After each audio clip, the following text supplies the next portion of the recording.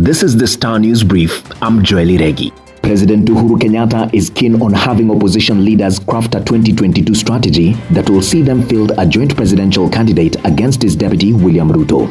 There are growing fears within the president's camp that Ruto might get a field day in next year's polls if his opponents fail to unite and face him as a common enemy.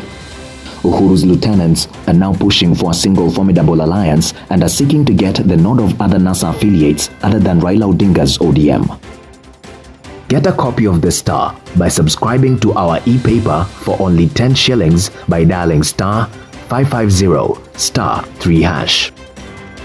When President Uhuru Kenyatta made an impromptu visit to Uhuru Gardens along Lang'ata Road, Nairobi on a Sunday afternoon in June 2020, few people knew of his plans to make it a memorial park.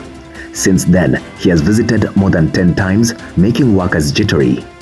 During his first visit, the president found dozens of revelers in cars and in the grass, drinking and chewing miraa.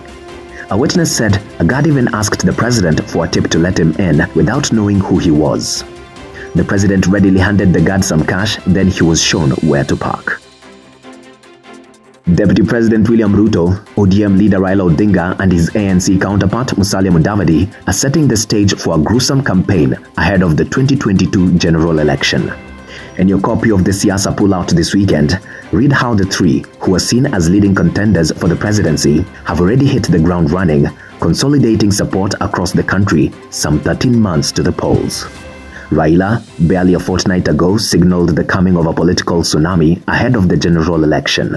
The deputy president has sustained his campaigns, expanding his support base ahead of the August 2022 presidential race. President Uhuru Kenyatta on Thursday led Kenyans in mourning veteran journalist Hilary Boniface Ng'weno, who died on Wednesday evening after a long illness. He described him as a distinguished Kenyan whose contribution to the growth of the country's media industry shall be remembered for generations to come. In his message of comfort and encouragement to family, friends and relatives of the media personality, Uhuru said Ng'weno was a devoted patriot who, despite having many opportunities to work abroad, used his journalistic skills to enlighten Kenyans on the country's political, social and economic issues. The head of state prayed to God to give the family of Ng'weno fortitude and strength. Amid thorny acacia trees and bushes struggling to green, a smaller plant defies the environment to bloom, tolerating the harsh sun and aridity that has suppressed other plants to sprout red flowers. 100 meters away from the special plant are 7 women who, like the flourishing plant, are seeking to beat the odds to change their lives for the better. In this weekend's Sasa, read about Nkiseu village in Samburu East, where women sought out gum arabic, a product obtained from acacia trees which grows in plenty in arid and semi-arid lands.